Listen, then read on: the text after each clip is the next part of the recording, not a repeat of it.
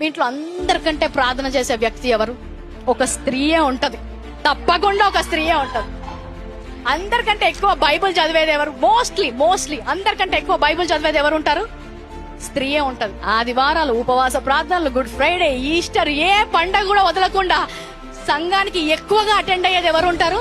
స్త్రీ ఉంటారు. స్త్రీలు ఇంతగా దేవుల్లో ఎదిగినా కూడా ఒక మతపరమైన బోధ వారు బోధించొద్దు అన్నందుకు ఆ భారముతో వారు బోధించలేకపోతున్నారు. ఏ సందర్భంలో పౌలు ఈ వాక్యం చెప్తున్నాడు? కొరింథీ సంఘంలో ఉన్న పాపము ఏ సంఘంలో కూడా లేవు, అందుకనే వారికి అన్ని కూడా క్రమాన్ని ఆయన బోధించాల్సి వచ్చింది. మత్తయి సువార్త 23:4 మోయ శక్యము కాని భారమైన బరువులు కట్టి మనుషుల భుజముల మీద వారు పెట్టుదిరే గాని తమ వ్రేలుతోనైనను వాటిని కదిలింపనొల్లరు. లోక రక్షకుడు ఈ లోకానికి వస్తుందన్న వార్త మొదటిగా విన్నది స్త్రీ.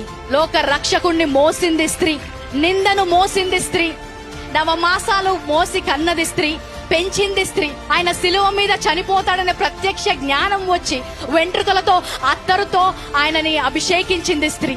శిలువ పైన వేలాడుతుంటే అందరూ వదిలిపోతుంటే వదలకుండా అక్కడే నిల్చొని ఉన్నది స్త్రీ. ఉదయ కాలమున సమాధి వద్దకు పరిగెత్తింది స్త్రీ. పునరుత్థాన వాక్యము మొదటిసారిగా విన్నది స్త్రీ. పునరుత్థాన సువార్తను మొదటిసారిగా విన్నది స్త్రీ. ఇన్ని విషయాలు స్త్రీలు చేస్తే బోధించొద్దు అని ఎలాగ చెప్తున్నారు?